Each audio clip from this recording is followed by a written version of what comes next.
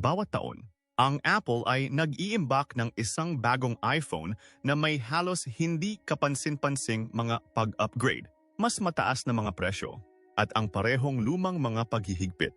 Pero ano ang mas nakakadismaya? Yung mga usapilitang pag-update na nagpapabagal sa iyong telepono, nakakaubos ng baterya, at nagpaparamdam sa iyong dating mabilis na device na luma na at nagtutulak sa iyong bumili ng pinakabagong modelo. Kailangan mo man ito or hindi. Ngunit, paano kung hindi mo kailangang maglaro ng laro ng Apple? Ang 2025 Tesla Pi na telepono ay maaring masira ang cycle na ito sa napakababang tag ng presyo, $237. Idinisenyo upang maging simple, makapangyarihan, at binuo para tumagal. It ay may kasamang pagganap na hinimok ng AI, mga susunod na gen na baterya, as ay pagkakakonekta ng Starlink na walang mga hindi kinakailangang trick at walang nakaplanong paghina. Gaya ng sinabi ni Elon Musk, nasa mas magandang posisyon si Tesla na lumikha ng bagong teleponong hindi Android or iPhone kaysa sa anumang kumpanya sa mundo. Handa ka na bang makatakas sa bitag ng Apple? Alamin muna natin ang paraan. Pagtulong sa amin na maabot ang 22,735 subscriber sa isang click lang para mag-subscribe na button. Pangalawa, itap ang notification bell para lagi kang unang makakaalam kapag bumaba ang bagong balita sa Tesla. At pangatlo, ang panonood ng video na ito.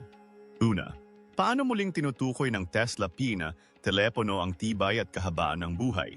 Ang Tesla Pi phone ay napapabalitang nagtatampok ng aerospace-grade titanium alloy frame, ang parehong material na ginamit sa SpaceX rockets. Ang advanced na metal na ito ay 3 hanggang 4 na beses na mas malakas kaysa sa aluminyo na ginagamit ng Apple sa mga iPhone nito, at 30% din na mas magaan kaysa sa hindi kinakalawang na asero, habang nag-aalok ng higit na paglaban sa kaagnasan. Hindi tulad ng mga iPhone, na maaring mag-crack molo sa isang 3-meter drop. Ang Tesla Pi phone ay inaasahang makatiis ng mga patak mula hanggang 5 metro papunta sa konkreto ng walang malaking pinsala. Bukod pa rito, habang nag-aalok ang mga flagship na modelo ng Apple ng IP68 na tubig at dust resistance, also nagbibigay daan para sa 3-meter submersion sa loob ng 2 oras. Ang Tesla Pi phone ay lalakad ng higit pa sa IP69 certification. Gagawin nitong lumalaban sa mga high-pressure na water jet at nagbibigay dan sa paglulubog ng higit sa 2 metro para sa mga pinalawig na panahon. Bawsa na tinitiyak ang pagiging maaasahan kahit sa matinding mga kondisyon. Inaasahang magpapakilala ang Tesla ng isang reinforced nanoshield glass, screen na 30% na mas lumalaban sa pagkabasag kaysa sa ceramic shield ng Apple, at 10 beses na mas scratch resistant kaysa sa Gorilla Glass Victus 2. Ito ay maaaring mga hulugan ng makabuluhang mas mababang panganib ng mga bitak at gasgas mula sa araw-araw na mga patak at epekto. Iminumungkahi din ng haka-haka na maaaring isama ng Tesla ang teknolohiya sa PIT. Pagpapagaling sa sarili sa screen nito gamit ang mga likidong polymer coatings. Ito ay magbibigay daan sa maliliit na gasgas na kumupas sa paglipas ng panahon, katulad ng self-healing na pintura na makikita sa mga mamahaling sasakyan. Higit pa rito, habang ang mga iPhone ay madalas na nakikipagpunyagi sa matinding lagay ng panahon, ang screen ng Tesla Pi na telepono ay rumored na makatiis sa mga temperatura mula -40 degrees Fahrenheit hanggang 160 degrees Fahrenheit, na ginagawa itong perpekto para sa mga user na madalas na naglalakbay sa pagitan ng matinding klima. Maaaring ganap na baguhin ng Tesla Pi phone ang laro pagdating sa buhay ng baterya. Sa napakalaking 7,000 mAh na baterya, ito ay magiging 55% na mas malaki kaysa sa iPhone 16 Pro Max na 4,185 mAh na baterya, na tinitiyak ang mas mahabang tibay. Iminumungkahi ng mga ulat na ang Pi phone ay maaaring magbigay ng hanggang 72 oras ng normal na paggamit kumpara sa humigit kumulang 20 oras sa isang iPhone. Pagdating sa mga particular na aktibidad, maaari itong maghatid ng 48 oras ng video streaming, samantalang ang mga iPhone ay karaniwang tumatagal ng humigit kumulang 15 oras at hanggang 30 oras ng mabibigat na paglalaro, habang ang iPhone ay umaabot ng humigit kumulang 10 oras. Ang isa pang pangunahing bentahe ay ang Tesla ay gagamit ng ultra-fast charging technology na maaring maging inspiration ng mga solid-state na battery cell nito na ginagamit sa mga di-kuryenteng sasakyan. Maaari nitong payagan ang PiPhone na mag-charge mula 0 hanggang 100% sa loob lamang ng 15 minuto. Isang napakalaking pagpapabuti sa mga iPhone na tumatagal ng halos 1 oras upang ganap na mag-charge kahit na sa pinakamabilis na mga charger ng Apple. Ang isa sa pinakakapanapanabik at revolutionaryong feature ng Tesla PiPhone ay ang pinagsama-samang solar charging technology nito. Matagal nang nangunguna si Tesla sa solar energy at ang teleponong ito ay maaring ang unang mainstream na device na gumamit ng mga built-in na solar panel para sa pag-charge. Iminumungkahi ng mga ulat na ang advanced high-efficiency solar cells ng Tesla ay maaaring makapag-charge ng PiPhone ng 10 beses na mas mabilis kaysa sa kasalukuyang mga solar-powered na charger ng telepono. Habang ang mga kasalukuyang charger ng solar phone ay maaaring tumagal ng higit sa 30 oras upang ganap na ma-charge ang isang device. Ang Tesla P na telepono ay maaaring maabot ang buong charge sa loob lamang ng 3 oras na direktang liwanag ng araw. Sa solar charging, ang mga gumagamit ng Tesla PiPhone, lalo na ang mga manlalakbay, mahilig sa labas, at ang niyadalas na nakakaranas ng pagkawala ng kuryente ay hindi na kailangang umasa sa mga saksakan ng kuryente, na tinitiyak na mananatili silang konektado sa anumang sitwasyon. Pagpapalit mo ba ang iyong iPhone para sa isang Tesla P na telepono kung ang ibig sabihin nito ay mas mahigpit na disenyo, isang baterya na 3 beses na mas matagal, at solar charging? O hindi? Magkomento sa ibaba. Paano magiging mas user-friendly ang Tesla PiPhone kaysa sa iPhone? Ang Tesla PiPhone ay idinisenyo upang alisin ang hindi kinakailangang pagiging komplikado at ibalik ang user sa control. Bagamat ang mga modernong smartphone, lalo na ang mga iPhone, ay puno ng mga flashy na animation, mga nakatagong proseso sa background, at mahigpit na ecosystem. Ang Tesla ay gumagamit ng ibang diskarte sa pamamagitan ng pag-alok ng isang streamlined, mahusay, at bukas na karanasan. Gumagana ang Tesla PiPhone sa isang magaan na Tesla OS na nakabase sa Linux, na inuuna ang bilis at kakayahang magamit kaysa sa labis na visual effect. Ang system na ito ay nag-alis ng mga kalabisan na proseso sa background na nakakaubos ng buhay ng baterya, na tinitiyak na ang telepono ay nananatiling mabilis at tumutugon kahit na matapos ang mga taon ng paggamit. Hindi tulad ng mga iPhone, na bumabagal sa paglipas ng panahon dahil sa bloat ng software at sa pilitang pag-update. Tinitiyak ng na-optimize na OS ng Tesla ang pare-parehong pagganap ng walang hindi kinakailangang kalat. Sa isang minimalist na interface, ang mga user ay maaring mag-navigate sa system bang walang kahirap-hirap nang hindi nawawala sa mga komplikadong menu or setting. Halos 65% ng mga user ng smartphone ay masyadong komplikado ang mga modernong interface. At nilalayon ni Tesla na pasimplihin ang karanasang ito nang hindi sinasakripisyo ang advanced na functionality. Isa sa mga pinaka-nakakabigo na aspeto ng ecosystem ng Apple ay ang mahigpit nitong control sa mga pag-install ng app. Tinatanggal ng Tesla PiPhone ang mga limitasyong ito sa pamamagitan ng pagpayag sa mga user na mag-download at mag-install ng mga application mula sa anumang pinagmulan, hindi lamang sa isang app store. Na nangangahulugan ito na wala ng arbitrary na pagbabawal sa mga app na itinuturing ni Tesla na kapaki-pakinabang, and walang sa pilitang pag-asa sa isang marketplace. Ang Apple ay binatikos dahil sa pagkuha ng hanggang 30% sa mga bayarin mula sa mga developer ng app at pag-alis ng mga application na nakikipagkompetensya sa sarili nitong mga serbisyo. Gamit ang Tesla PiPhone, nabawi ng mga user ang kanilang kalayaan sa pagpili at maaring mag-install ng mga application ng walang mga paghihigpit. Ako na nagbibigay sa kanila ng access sa mas malawak na hanay ng software at mga innovation na madalas na hinaharangan ng Apple. Tinitiyak din ng Tesla PiPhone ang kumpletong cross-device compatibility, hindi tulad ng saradong ecosystem ng Apple na pumipilit sa mga user na manatili sa mga produktong may brand na Apple. Ang teleponong ito ay walang putol na gumagana sa anumang device, kabilang ang mga Windows PC, Android tablet at Tesla na sasakyan nang hindi nangangailangan ng pagmamay-ari ng mga serbisyo. Halimbawa, ang pagbabahagi ng file sa pagitan ng isang iPhone at isang hindi Apple device ay maaaring nakakadismaya dahil sa kakulangan ng universal na compatibility.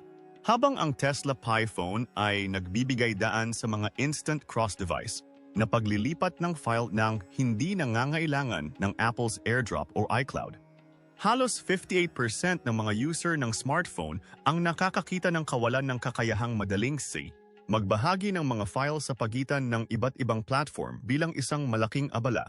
At ang Tesla Pi phone ay naglalayong lutasin ang problemang ito. Mas gugustuhin mo ba ang isang teleponong nagbibigay sa iyo ng ganap na control sa mga app at compatibility? O gusto mo ba ang teleponong may nakalock na ecosystem? Comment 1 kung gusto mo ang kalayaan ng Tesla Pi phone na mag-install ng anumang app at kumonekta sa anumang device. Comment 2 kung mas gusto mo ang ecosystem ng Apple kahit na may mga paghihigpit nito. 3. Sa paanong paraan naghahatid ang Tesla Pi phone ng makabagong teknolohiya ng walang abala? Hindi tulad ng mga tradisyonal na smartphone na umaasa sa mga hindi napapanahong paraan ng pagkakakonekta at invasive na pagkolekta ng data. Ang diskarte ni Tesla ay nakatuon sa kahusayan, pagganap, at privacy ng user nang walang pagkabigo sa mga mahigpit na system. Isa sa mga pinaka-groundbreaking na feature ng Tesla Pi phone ay ang direktang Starlink connectivity nito. Mas karawi na nag-alis ng pangangailangan para sa mga traditional na cellular network. Hindi tulad ng mga iPhone na umaasa sa mga SIM card at local na carrier. Direktang kumokonekta ang Tesla Pi phone sa Starlink satellite network ng SpaceX. Nagbibigay ng walang patid na high-speed internet kahit sa pinakamalayong lokasyon. Habang ang mga kasalukuyang gumagamit ng smartphone ay madalas na nakikipagpunyagi sa mahinang signal sa mga rural na lugar. O kapag naglalakbay sa ibang bansa, tinitiyak ng satellite connection ng Tesla ang tuloy-tuloy na komunikasyon anuman ang lokasyon. Sa pagsubok, ang network ng Starlink ay naghatid ng mga bilis ng pag-download na hanggang 200 megabytes bawat segundo sa mga malalayong rehiyon na mas mabilis kaysa sa maraming 5G network. Bagamat maaaring available pa rin ang mga slot ng SIM card bilang backup, inalis ng Tesla Pi phone ang dependency sa mga provider ng telecom na ginagawa itong perpektong pagpipilian para sa mga manlalakbay, mga off-grid explorer, at sino mang nabigo sa hindi mapagkakatiwalaang coverage. Dinadala rin ng Tesla Pi phone ang smartphone photography sa susunod na antas gamit ang AI-powered image optimization. Hindi tulad ng mga iPhone, na nangangailangan ng mga user na mag-tweak ng mga setting para sa pinakamahusay na mga resulta. Automatikong inaayos ng autonomous AI camera system ng Tesla ang exposure, focus, at yung mga pagpapahusay sa real-time. Tinitiyak ng teknolohiyang ito na nakakakuha ang mga user ng professional na kalidad ng mga kuha. Hindi kinakailangang maunawaan ang mga komplikadong setting ng camera. Inaasahang magtatampok ang device ng 50 megapixels na pangunahing camera, bahagyang mas mataas kaysa sa 48 megapixel ng iPhone 16 Pro Max. Ngunit may superior na ipagproseso ng AI ng Tesla, wak na nagpapahusay sa kalinawan at detalye ng imahe. Bukod pa rito, ang susunod na generasyong night mode at HDR nito, gumaghay ang itong mga advanced na algorithm upang automatikong i-optimize ang mga kondisyon ng pag-iilaw, na tinitiyak ang malinaw at makulay na mga larawan kahit na sa mga low-light na kapaligiran. Ipinapakita ng mga pag-aaral na higit sa 70% ng mga user ng smartphone ang umaasa sa mga automatikong setting ng camera. At inalis ng AI-driven system ng Tesla ang abala ng mga mano-manong pagsasaayos habang naghahatid ng mga mahusay na resulta. Ang privacy ay isa pang pangunahing focus ng Tesla Pi phone na itinatakda ito sa Apple at Google Pis na binatikos dahil sa pagkolekta ng napakaraming data ng user. Nangako si Tesla ng patakarang walang pagsubaybay. Ibig sabihin, ang Pi phone ay hindi lihim na kumukuha ng personal na data, kasaysayan ng pagbabrowse o mga pattern ng paggamit ng app. Hindi tulad ng Apple na inakusahan ng pag-scan ng mga larawan at mensahe ng user para sa mga insight sa data. Tinitiyak ni Tesla na nananatiling pribado ang lahat ng impormasyon ng user. Nagtatampok din ang PiPhone ng on-device na biometric na seguridad. Ibig sabihin, ang pagkilala sa muka at data ng fingerprint ay local na nakaimbak sa halip na sa mga cloud server. Sa mahigit 90% ng mga user na nag-aalala tungkol sa online na privacy, nag-aalok ang Tesla PiPhone ng mas ligtas na alternatibo para sa mga nais ng tunay na pribado at secure na karanasan sa smartphone. Kung maari kang magkaroon ng isang telepono na gumagana saan man sa planeta, kumukuha ng mga pro-level na larawan ng walang pagsisikap, at hindi kailanman mag-espiya sa iyo, alisin mo ba ang iyong kasalukuyang telepono? Komento. Panalo si Tesla. O maaari ka ring magkomento pagtatapos ng Apple. 4. Maaari bang gawin ng Tesla PiPhone na hindi na ginagamit ang iPhone? Hindi tulad ng Apple, na nagla-lock ng mga user sa isang mahal at mahigpit na ecosystem. Inuuna ng Tesla ang mahabang buhay, pagiging practical, at affordability. Ay ang nakaplanong pagkaluma ay naging isang malaking depekto sa mga modernong smartphone, lalo na sa mga iPhone, na karaniwang tumatagal lamang ng 2 hanggang 3 taon bago ang mga issue sa baterya at mga pag-upgrade o ng puwersang nagpapabagal sa pagganap. Sinira ng Tesla PiPhone ang cycle na ito, na nag-aalok ng lifespan na 5 hanggang 7 taon na may pare-parehong performance. Binuo para sa tibay. Nagtatampok ito ng aerospace-grade titanium alloy frame na nakakaligtas sa mga patak mula sa mahigit 5 metro, kumpara sa 3 metrong limitation ng iPhone.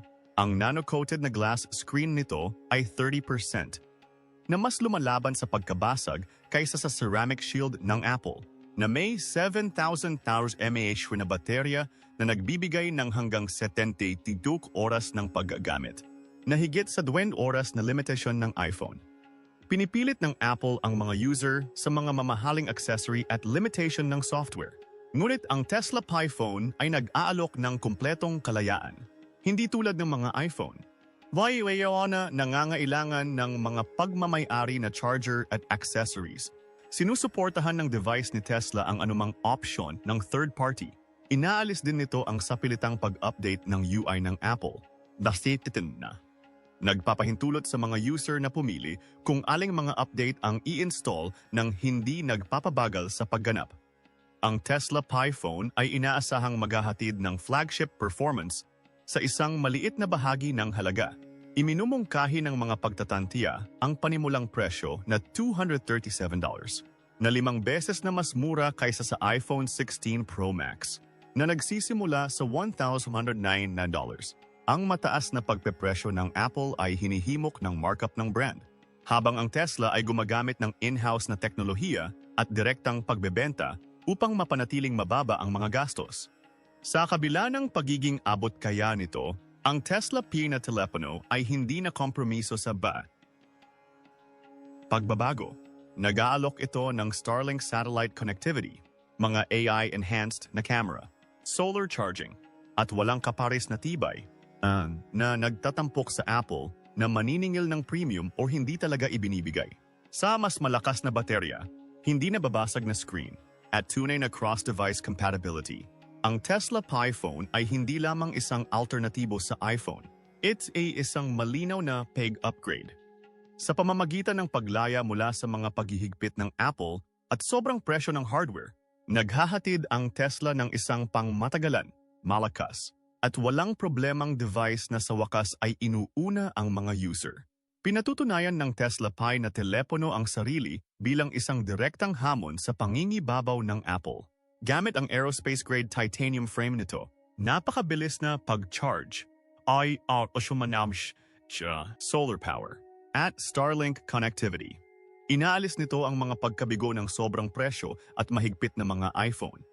Nag-aalok ang Tesla ng isang device na ginawa upang tumagal na may pinakamurang tag ng presyo na $237. Kung naabot mo na ito, malamang nagustuhan mo ang video na ito. Kaya sige at itap ang notification bell na iyon dahil babalik kami na may mas kapana-panabik na mga update sa Tesla. At, siyempre, mag-subscribe upang manatiling nangunguna sa laro. See you sa susunod!